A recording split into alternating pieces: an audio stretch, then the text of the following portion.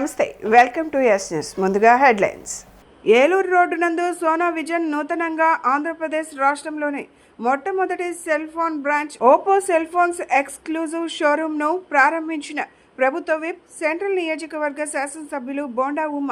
YCP 5 ఏళ్ల నగర పాలనలో విజయవాడ అభివృద్ధికి నోచుకోలేదని విమర్శించిన TDP floor leader Nellibandla Balaswamy. Mangalagiri నియోజకవర్గం తాడేపల్లి మహానాడు ప్రాంత ప్రజల దశాబ్దాల కలను విద్యా, ఐటీ శాఖల మంత్రి నారా లోకేష్ నెరవేర్చారు. గత ఎన్నికల ప్రచారంలో నియోజకవర్గ ప్రజలకు ఇచ్చిన హామీలను అమలు చేసే దిశగా మంత్రి నారా లోకేష్ కోట్లాది రూపాయలు నిధులు వెచ్చించి వాల్ను అభివృద్ధి కార్యక్రమాలకు శ్రీకారం చుట్టారు. తాడేపల్లి పట్టణం సీతానగరం మహానాడు వద్ద రిటైనింగ్ వాల్ నిర్మాణానికి మంత్రి లోకేష్ శంకుస్థాపన చేశారు. ఈ సందర్భంగా ఏర్పాటు చేసిన శిలా ఫలకాన్ని ఆవిష్కరించారు. తాడేపల్లిలో ప్రకాశం బ్యారేజీ దిగువన 0.9 కిలోమీటర్ల నుంచి 2.610 కిలోమీటర్ల వరకు కృష్ణానది కుడివైపు 294.20 కోట్లతో వరద రక్షణ గోడను నిర్మించనున్నారు. భవిష్యత్తులో భారీ వరదలను దృష్టిలో పెట్టుకొని 15 లక్షల క్యూసెక్ల ప్రవాహాన్ని సైతం తట్టుకునేలా పటిష్టమైన డిజైన్తో రిటైనింగ్ వాల్ను నిర్మించనున్నారు.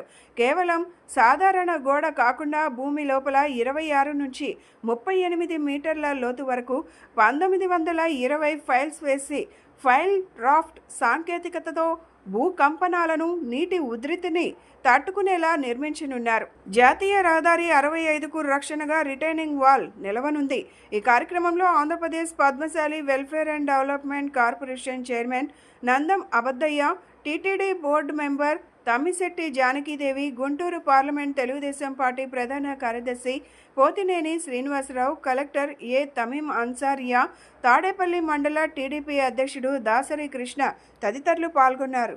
సోమవారం సెంట్రల్ నియోజకవర్గంలోని ఏలూరు రోడ్ నందు సోనా విజన్ నూతనంగా ఆంధ్రప్రదేశ్ రాష్ట్రంలోని మొట్టమొదటి cell phone branch Oppo cell phones exclusive షోరూమ్ను ప్రభుత్వ విప్, సెంట్రల్ నియోజకవర్గ శాసనసభ్యులు బోండా ఉమామహేశ్వరరావు ప్రారంభించి నిర్వాహకులను అభినందించారు. ఈ సందర్భంగా బోండా ఉమా మాట్లాడుతూ నేటి కాలంలో సెల్ ఫోన్ రంగం వేగంగా అభివృద్ధి చెందుతూ ప్రతి ఒక్కరి జీవితంలో కీలక భాగంగా మారిందన్నారు. ముఖ్యంగా యువత, మహిళలు సహా అన్ని వర్గాల ప్రజలు సెల్ ఫోన్లో క్వాలిటీ కెమెరా ఫీచర్లకు అధిక ప్రాధాన్యత ఇస్తున్నారన్నారు. ప్రస్తుతం సెల్ ఫోన్లు ప్రతి ఒక్కరి చేతుల్లో ఉండే అవసరమైన వస్తువుగా మారాయని, 11,000 నుండి ₹1,00,000 వరకు వివిధ ధరల్లో అన్ని రకాల మొబైల్స్ అందుబాటులో ఉండటం వల్ల ప్రతి ఒక్కరూ తమ సామర్థ్యానికి అనుగుణంగా కొనుగోలు చేసే అవకాశం ఉందన్నారు. ఈ కొత్త ఓపో షోరూం ప్రారంభించి నిర్వాహకులకు శుభాకాంక్షలు తెలియజేస్తూ వ్యాపారం అభివృద్ధి చెందాలని ఆకాంక్షిస్తూ తన తరపున హృదయపూర్వక అభినందనలు తెలిపారు.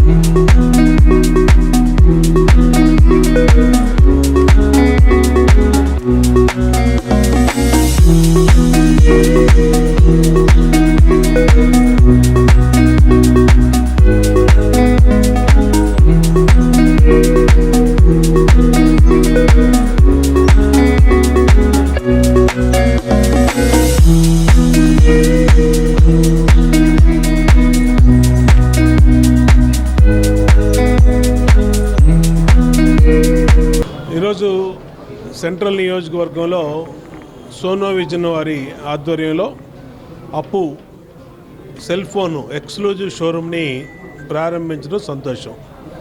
ఎందుకంటే ఇవాళ సెల్ ఫోన్ రంగంలో ఎక్కడైతే క్వాలిటీ, డ్యూరబిలిటీ, అలాగే కెమెరా అనేది ఇవాళ యూత్ కానీ, మహిళలు కానీ అందరూ కూడా ఎక్కువ ఇంపార్టెన్సు ప్రయారిటీ వాటికే ఉంది. దాంట్లో ఇవాళ నెంబర్ 1 అప్పు. ఇవాళ అందరి చేతుల్లో కూడా అంటే 10,000 రూపాయల దగ్గర నుంచి 1 lakh వరకు దీంట్లో రేంజ్ ఉంది. ఎవరి ఇష్టం వచ్చినా, ఎవరి కెపాసిటీ, ఎవరు దీన్ని బట్టి వాళ్ళు ఎఫర్ట్ చేయగలిగిన దాన్ని బట్టి 11,000 కెమెరా సెల్ ఫోన్ తీసుకోవచ్చు. 1,00,000 రూపాయలు పెట్టేవాళ్ళు 1,00,000 రూపాయలు, 60,000 పెట్టేవాళ్ళు 60,000, అంటే అన్ని రేంజ్లో సెల్ ఫోన్లు కూడా ఒకే రూఫ్ కింద అప్పు చాలా క్వాలిటీగా చైనా వాళ్ళ మ్యానుఫ్యాక్చరింగ్తో ఇండియాలో తీసుకొచ్చారు. చాలా క్వాలిటీ మొబైల్స్ ఇది. ఇందులో సోనో విజన్ అంటే మనందరికీ తెలుసు. గత 60 సంవత్సరాలుగా మరి ఇక్కడ టీవీ రంగంలో కానీ, ఎలక్ట్రానిక్, హోమ్ అప్లయన్స్ వీటిలో నెంబర్ 1 షోరూము సోనో విజన్ ఆధ్వర్యంలో ఎక్స్క్లూజివ్ షోరూమ్ ఇక్కడ పెట్టారు. ఇది ప్రజలందరికీ కూడా ఉపయోగం.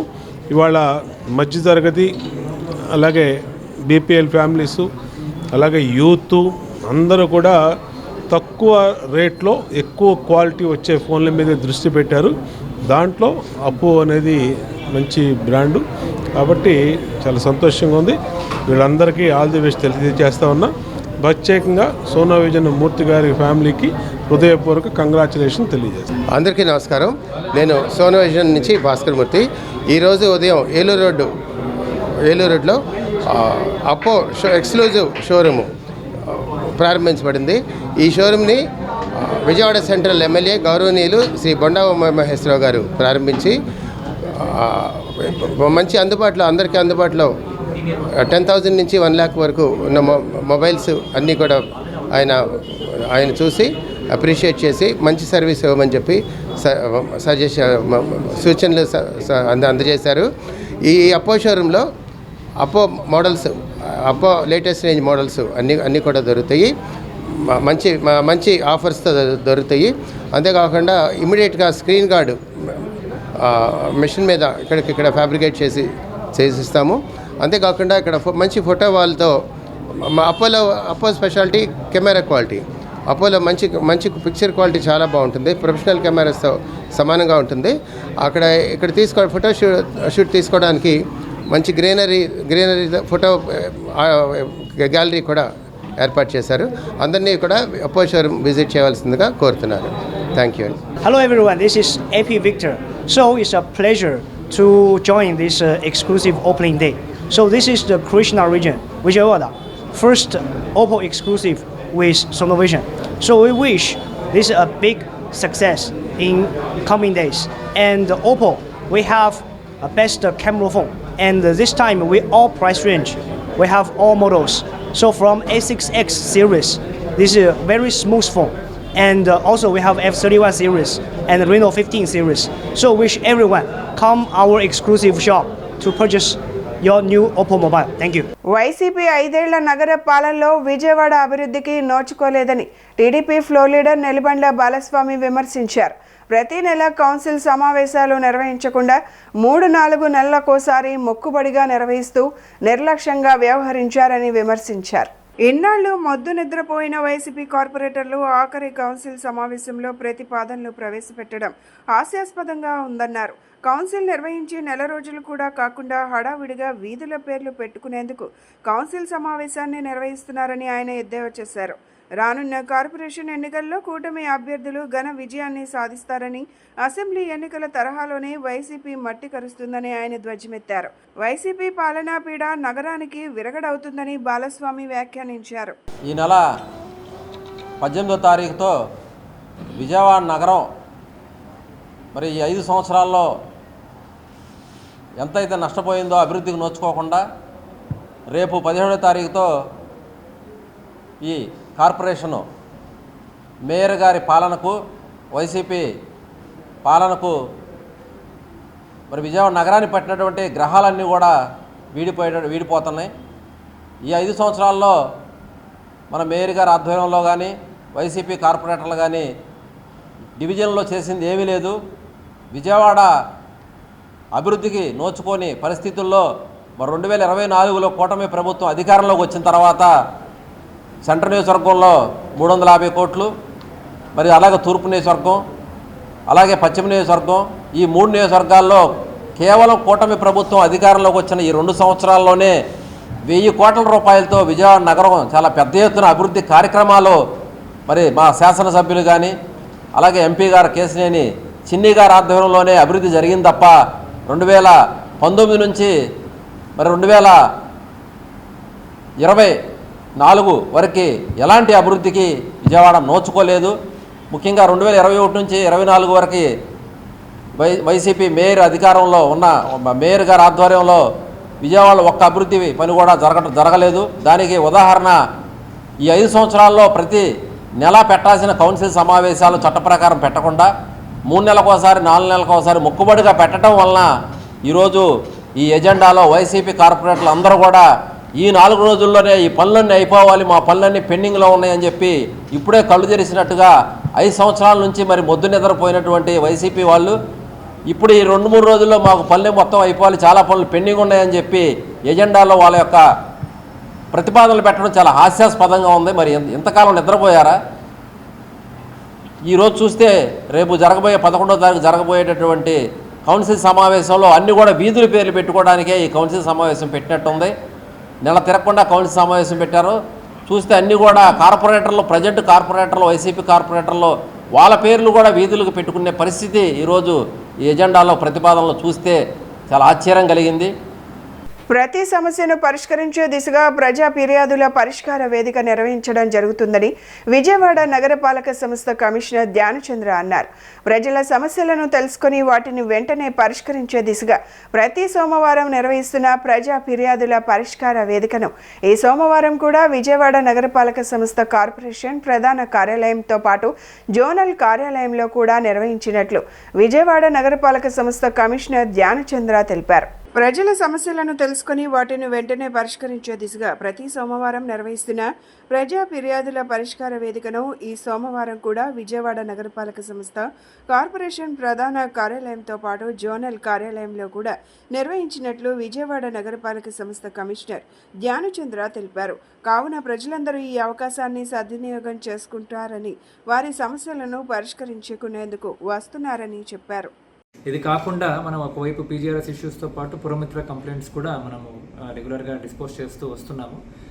సో మనకి ఇప్పుడు ఏంటంటే ప్రతి అప్లికేషన్ కూడా తీసుకుని పై అధికారులు ఎస్పెషల్లీ రీఓపెన్ కేసెస్ ఏమైనా ఉంటే ప్రాబ్లం ఉన్న చోటుకి వెళ్ళి అక్కడ పబ్లిక్ని అడిగి అక్కడ ప్రాబ్లమ్ని వితిన్ ఎస్ఎల్ఏ పీరియడ్ క్లోజ్ చేయడానికి అన్ని చర్యలు కూడా అన్ని లెవెల్ ఉన్న అధికారీస్ కూడా ప్రత్యేకంగా చర్యలు తీసుకుని రీఓపెన్ అవ్వకుండా చూసుకోవాలని ఒక ఆలోచనతో గవర్నమెంట్ ఇన్స్ట్రక్షన్స్ ఇంప్లిమెంట్ చేస్తారు. విజయవాడ నగరంలో ప్రసిద్ధి చెందిన యనమల కుదురు శివాలయంలో భారీగా నగదు మాయమైందని ఆలయ ట్రస్ట్ చైర్మన్ సంగా నరసింహారావు పెనమలూరు పోలీసులను ఆశ్రయించారు.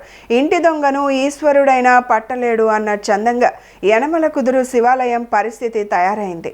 ఇంటి దొంగను ఈశ్వరుడైనా పట్టలేడు అన్న చందంగా యనమల కుదురు శివాలయం పరిస్థితి తయారైంది.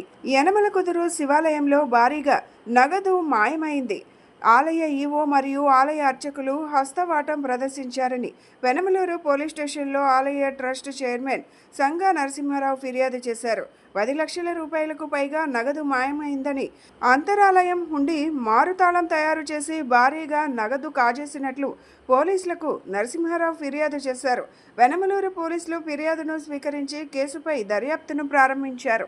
కృష్ణానది తీరాన ఇంద్రకీలాద్రిపై కొలువు తీరిన శ్రీ దుర్గా మల్లేశ్వర స్వామి దేవస్థానంలో అమ్మవారి దర్శనం చేసుకోవడానికి వస్తున్న భక్తుల సంఖ్య రోజురోజుకు పెరుగుతుంది. హోంమంత్రి ఆదేశాల మేరకు ఇంద్రకీలాద్రిపై భద్రతా ఏర్పాట్లను సిపి రాజశేఖర్ బాబు పరిశీలించారు.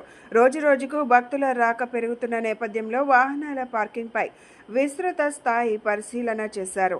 ఇటీవల నిర్వహించిన మహాకుంభాభిషేకం సందర్భంగా ద్విచక్ర వాహనాల పార్కింగ్పై హోంమంత్రి అనిత ఆగ్రహం వ్యక్తం చేశారు.